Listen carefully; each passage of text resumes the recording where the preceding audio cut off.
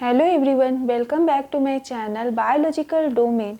In last video we have understand how to solve numerical based on cell division or cell cycle. Today we will solve some question which has been asked in previous year paper. So let's start with the first question, that is, if a myocyte contains 2n is equal to 8 and amount of DNA is 20 picogram in its G1 phase, what would be the amount of DNA and number of chromosomes in following stage? एक म्यूसाइट में 2n जो है उसका chromosome number जो है 8 है और amount of DNA जो है 20 पिकोग्राम है G1 फेज में। तो what would be the amount of DNA? तो डीएनए का अमाउंट और number of chromosome in following stage में क्या होगा, यही यहाँ पूछा गया है। हम लोगों ने इसके बेसिस को लास्ट क्लास में पढ़ा था और मैंने ये क्वेश्चन आप लोगों को सॉल्व करने के लिए भी दिया था। होप कि आप सभी ने ये क्वेश्चंस को ट्राई तो ज़रूर किया होगा। तो देखिए कैसे बनेगा।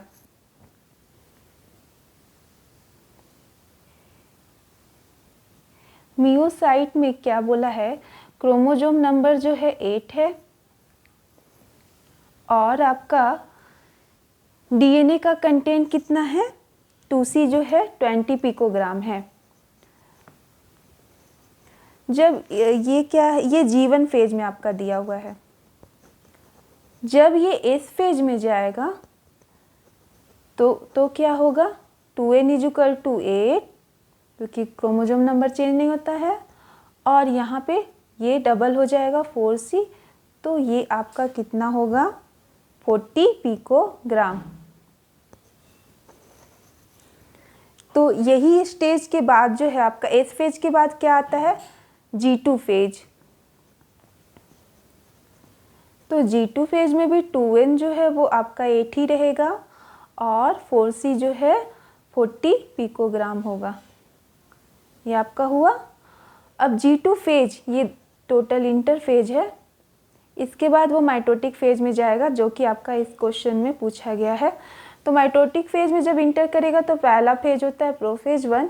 तो यहाँ पे क्या होगा, 2n क्या होगा 8 ही होगा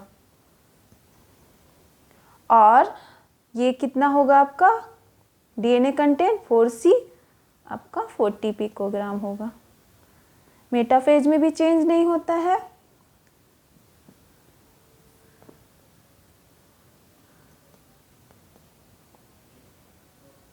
जिन्होंने लास्ट वीडियो देखा है उन्हें ये अच्छे से समझ में आएगा।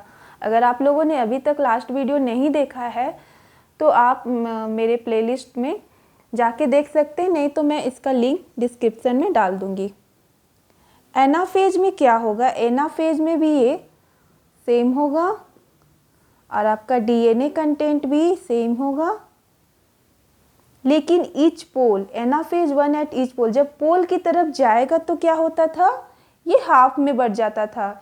एक पोल की तरफ आधा क्रोमोजोम और एक पोल की तरफ आधा क्रोमोजोम चला जाता था।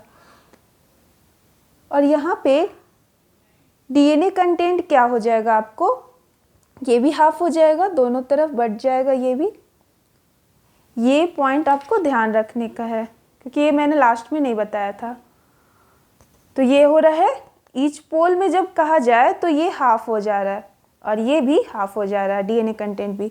फिर प्रोफेज 2 में क्या होगा, ये तो सेम एज इट इज इसमें जाएगा, या एनाफेज 1 एट ईच पोल कहूँ या इसको साइटोकाइनेसिस 1, साइटो 1, इसमें भी ये सेम रहता है। प्रोफेज 2 में क्या होगा इसी तरह से, क्योंकि क्या होता है ये पूरा आपका जो मियोसिस 1 का है, तो मियोसिस 1 में क्या होता था, डैप्लॉइड सेट से 4 हैप्लॉइड सेट्स बनते थे क्रोमोजोम के। तो यहाँ पे डैप्लॉइड सेट है, यहाँ हैप्लॉइड बन रहा है और यहाँ से ये डीएनए कंटेंट हाफ हो रहा है। अब क्या हो रहा है प्रोफेज 2 में, ये तो हैप्लॉइड सेट से ही आगे का प्रोसेस करेंगे, तो ये n is equal to 4 and 2C is equal to 20 picogram. Metaphase 2 में भी सेम और एनाफेज 2 में क्या होगा, ये आपका डबल हो जाएगा। हम लोगों ने देखा था ये कि जब एनाफेज 2 में जा रहा है तो वो ईच पोल की तरफ बढ़ जा रहा है, जहाँ पे क्रोमेटिड्स आपस में डिवाइड हो रहे हैं, जिसकी वजह से क्या हो रहा है, वो आपका डिवाइड होके दोनों की तरफ जा रहा है, तो वो डबल हो जा रहा है। और यहाँ पे 2C कितना होगा, 20 पिकोग्राम। फिर पोल की बात जब आ रही है तो यहाँ पे फिर ये हैप्लॉइड सेट हो जाएंगे, इसको हम लोग साइटोकाइनेसिस 2 भी बोल सकते हैं, जहाँ पे फाइनली सेल्स बन रहे हैं। तो यहाँ पे ये है। Next question, question 6, number of mitotic division required to form 180 cell. क्या पूछ रहा है, कितना माइटोटिक डिवीजन का जरूरत है 128 सेल्स को बनाने में। तो इसको हम लोग कैसे बनाएंगे, देखिए n इज इक्वल टू कितना दिया हुआ है आपका 128 सेल्स। तो इसका फॉर्मूला होता है number of mitotic division, number of mitotic division क्या होगा, इज इक्वल टू n-1। तो n-1 मतलब 128 - 1 मीन्स 127 सेल। या तो आप फॉर्मूले से बना सकते हैं, ये तो बड़ा अमाउंट दिया है, मतलब 128 सेल्स के बारे में दिया हुआ है। अगर ये कम का देगा तो ये आपको आसानी से बन जाएगा, जैसे मैं अगले क्वेश्चंस में इसको अच्छे से समझाती हूँ। Number of mitotic division required to formation of 8 cell, same question है आपका, 8 सेल के लिए यहाँ पूछ रहा है। तो n इज इक्वल टू 1, अब माइटोटिक डिवीजन निकालना है तो इसका फॉर्मूला क्या है, n-1 means 8 - 1 is equal to 7। 7 हो गया, 7 माइटोटिक डिवीजन, 7 बार वो माइटोटिकली डिवाइड करेगा तब जाके वो 8 सेल बनाएगा। कैसे, देखिए ये आपका सिंगल पेरेंट सेल है, ये क्या हो, एक सेल से 2 सेल फॉर्म किए, फिर ये सेल फिर फर्दर डिवाइड हुए, ये सेल फर्दर फिर डिवाइड हुए, फिर ये सेल डिवाइड हुए, फिर ये सेल, और ये भी। कितना सेल बना, 1 2 3 4 5 6 7 8, 8 सेल बन गया जितना हम लोग को बनाना था।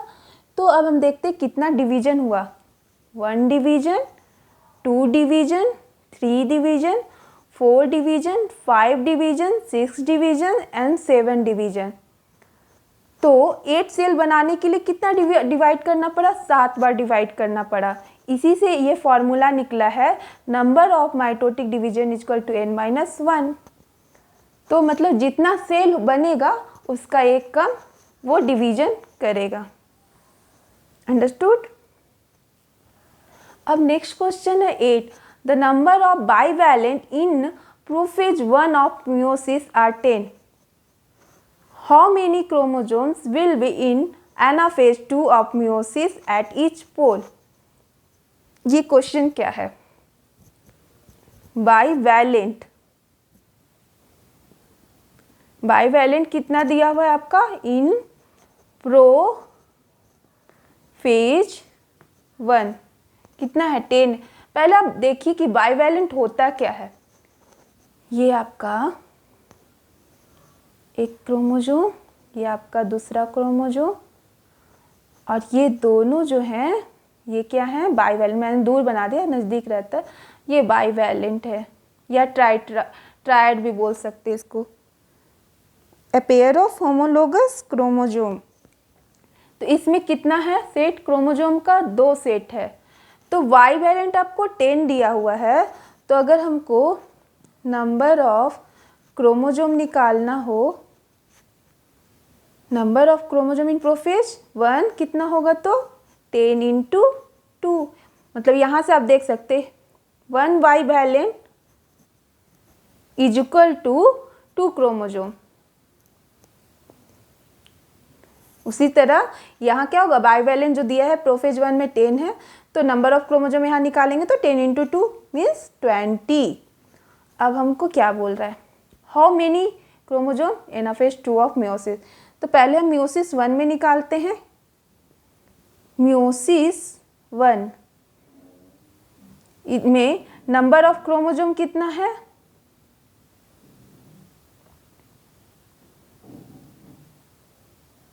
20 यहाँ पे ये निकला प्रोफेज 1 में, लेकिन जब वो आफ्टर मियोसिस 1 क्या होगा, वो हैप्लॉइड हो जाएगा। यहाँ 20 है तो इसका हाफ हो जाएगा, तो ये यहाँ बचेगा 10 क्रोमोजोम मियोसिस 1 में। तो ये मियोसिस 1 हो या प्रोफेज 1 हो, अब अगर हम लोग ये मियोसिस 1 का लास्ट है आपका 10 क्रोमोजोम, ये मैंने निकाला। पहले क्वेश्चन दिया हुआ था कि बाईवैलेंट है प्रोफेज 1 में 10, तो नंबर ऑफ क्रोमोजोम यहाँ से निकल गया 20, लेकिन आफ्टर मियोसिस जब मियोटिकली वो डिवाइड हो गया तो कितना बचा? 10 ही क्रोमोजोम बचेगा ना। फिर उसके बाद अगर एनाफेज 2 में देखें, जो कि मियोसिस 2 का पार्ट है, वहाँ पे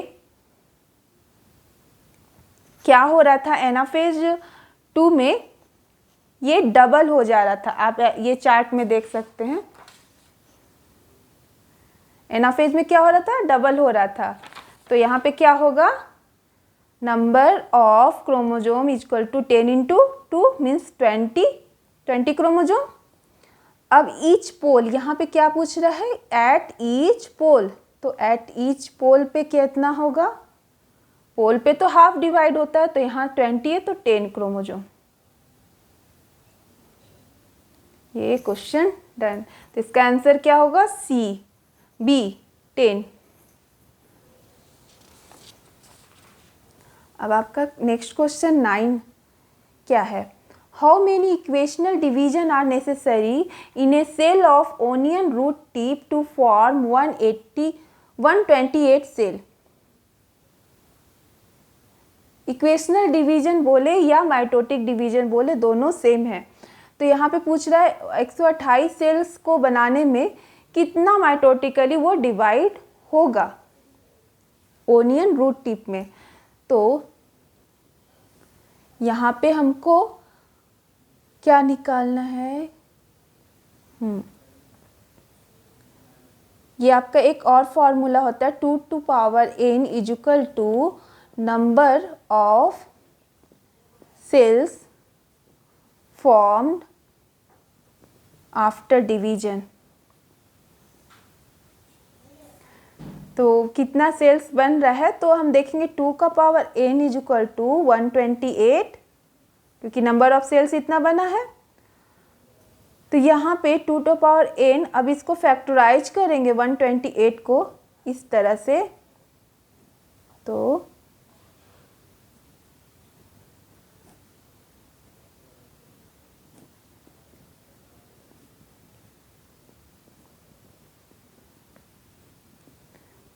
कितना 2 आया? 1 2 3 4 5 6 और 1 7।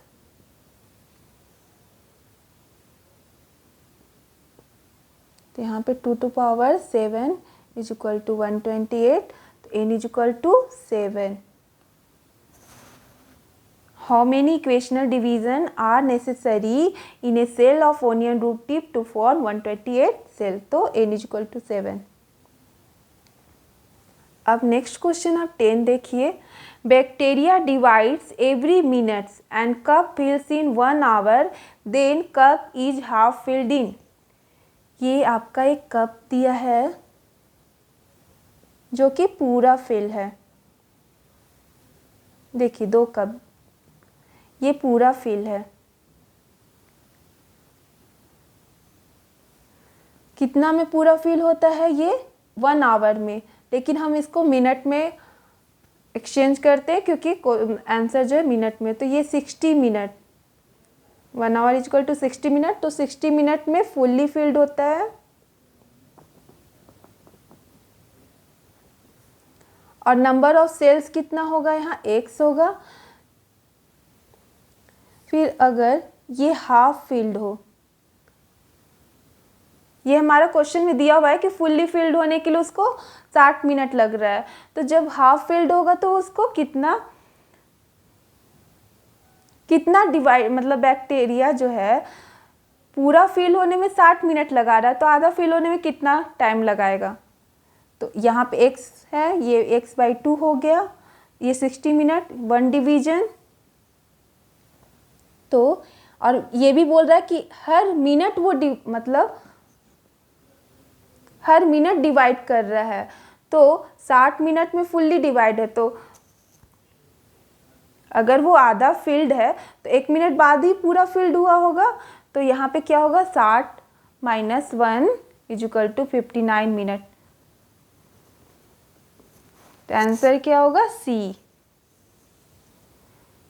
नेक्स्ट क्वेश्चन आपका 11 है, number of generation of mitosis required for producing 32 cells from 1 cell. एक सेल से 32 सेल्स बनाने में कितना जनरेशन लगेगा? ये लाइक क्वेश्चन आपका जैसा ये क्वेश्चन था 9 उसी तरह का है। तो इसका फॉर्मूला क्या था, 2n = number of cells formed after division और जनरेशन सेम आफ्टर डिवीजन। तो आपका 2n = 32 है। इसको भी फैक्टराइज करेंगे तो कितना बार में फैक्टराइज होगा, 5 बार में। तो n = 5, 11 done, 12। A cell divides by mitosis in 1 minute. If a culture tube is 1/8 filled in 20 minutes, when will be the tube will be completely filled? इसको भी ट्यूब के थ्रू हम लोग समझते हैं। ये आपका एक ट्यूब है, ये 1/8 उसका फील्ड है, ये 1/8 है, ये फील्ड है, और हर मिनट वो डिवाइड कर रहा है। 1/8 है और इसका अगर हाफ कर दें तो कितना हो जाएगा, 1/4।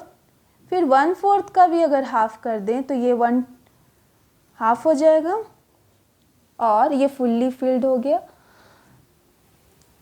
एक मिनट में डिवाइड कर रहा है, तो यहाँ 1 मिनट, यहाँ 1 मिनट, यहाँ 1 मिनट। तो ये जो 1/8 डिवाइड करने में उसको कितना टाइम लग रहा है, 20 मिनट। तो 20, तो ये है 1 मिनट आपका, इसको अच्छे से लिखती हूँ, 1 minute, 1 minute, 1 minute.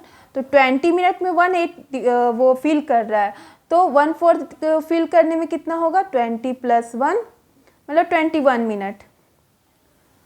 Half fill करने में कितना लगेगा, तो 21 + 1 22 मिनट, और फुल्ली फिल्ड होने में 22 + 1 23 मिनट। तो आपको क्वेश्चन क्या पूछा था, when will the tube will be completely filled? तो in 20 minute, 23rd minute. Next question आपका 13 है, how many meiotic division are required to produce 200 seeds. 200 seeds दिया है, 200 सीड्स मतलब 200 जायगोट, और 200 जायगोट को बनाने के लिए 200 स्पर्म और 200 ओवम का जरूरत होता है। दोनों के मिलने से जायगोट बनता है। तो और ये क्या है, गेमीट है, तो मियोटिक डिवीजन होगा। तो 1 मियोसिस में कितने डॉटर सेल बनेंगे, 4 डॉटर सेल।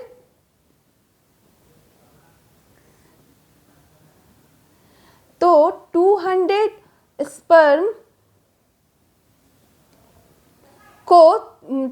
स्पर्म को डॉटर सेल बनाने में कितना टाइम कितना लगेगा, तो ये 50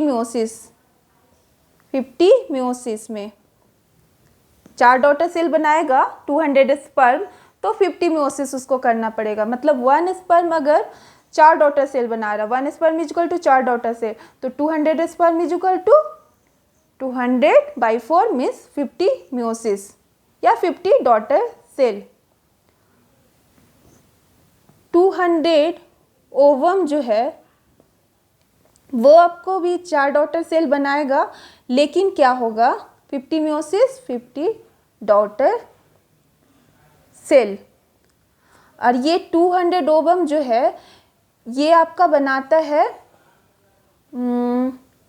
ये भी 50 डॉटर सेल बनाता है, लेकिन क्या होता है, इसका एक मियोसिस करने में फीमेल का क्या होता है, 1 मियोसिस कंप्लीट करने में वो 4 डॉटर बनाएगा, लेकिन क्या होगा, उसका 3 डॉटर जो है डीजेनरेट हो जाएगा, मतलब खराब हो जाएगा, सिर्फ एक डॉटर ही बनेगा। तो 200 ओवम 200 मियोसिस कंप्लीट करके एक ही डॉटर सेल बना पाएगा। तो हमको क्या यहाँ पूछ रहा है, how many meiotic division are required to produce 200 seed. तो यहाँ पे ये मियोसिस का ही पूछा है, तो 200 प्लस 50, तो 250 मियोसिस में वो 200 सीड बनाएगा।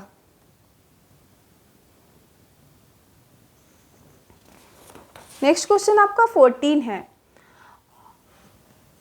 How many bivalents are formed in meiocyte when cells of endosperm contain 48 chromosome. Endosperm में हमको पता है, इंडोस्पर्म क्या होता है, इसका जो number of set of chromosome होता है 3n होता है, और यहाँ पे ये दिया हुआ है 48, तो यहाँ से हम नंबर ऑफ क्रोमोसोम यहाँ से निकाल सकते हैं, n = 16। मियोसाइट 2n होता है, मियोसाइट हैप्लॉइड होता है, तो 2n = 2 × 16 = 32। और बाइवैलेंट क्या होगा, यहाँ पे पूछ रहा है हाउ मेनी बाइवैलेंट, तो हमें पता है कि एक बाइवैलेंट में 2 क्रोमोसोम होते हैं, तो यहाँ पे आपको दिया हुआ है 2n = 32, तो n = कितना हुआ, 16 हुआ। और बाइवैलेंट अगर हमको निकालना है तो 32/2 करेंगे तो 16 निकल जाएगा, तो आपका option A. Next 15 question, how many mitotic division occur in a cell of root tip to form 256 cell. Root tip ये भी डायप्लॉइड होता है आपका।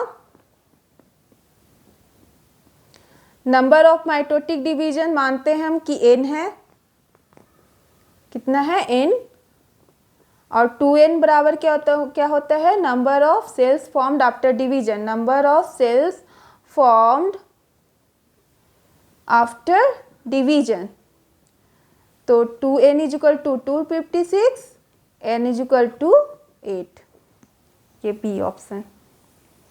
Suppose an organism has 5 picogram of DNA in its nucleus of its egg. How much DNA would a diploid cell has in its nucleus at G1 phase? एक organism है जिसमें उसका DNA content 5 picogram दिया हुआ है उसके nucleus के egg में, एग के न्यूक्लियस में, तो DNA जो है उसके डायप्लॉइड सेल में कितना होगा एट G1 फेज। तो इसको देखते हैं, न्यूक्लियस ऑफ एग, ये हैप्लॉइड ही होगा, एग है क्योंकि ये गेमिट्स है, तो यहाँ हैप्लॉइड नंबर ऑफ क्रोमोसोम होगा। तो ये आपका दिया है 5 पिकोग्राम ऑफ DNA। तो डायप्लॉइड में अगर इसको निकालें तो G1 फेज में तो कितना हो जाएगा, ये 10 पिकोग्राम। तो आपको यही पूछा जा रहा है, तो ये इसका आंसर होगा ये।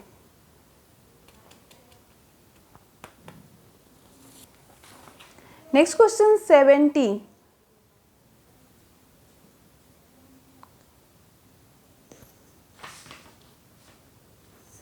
क्या है, how many cells and mitosis are required to produce 200 cell. 200 cells के लिए कितना माइटोटिक क्या है, how many cells and mitosis are required, मतलब सेल्स भी पूछ रहा है, इसमें माइटोसिस डिवीजन भी पूछ रहा है कि कितना जरूरत है। तो एक सेल जो है जो कि डायप्लॉइड है, वो मियोसिस के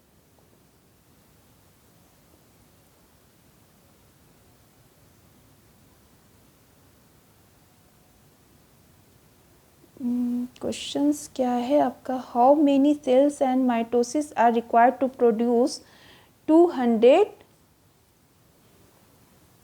सेल्स।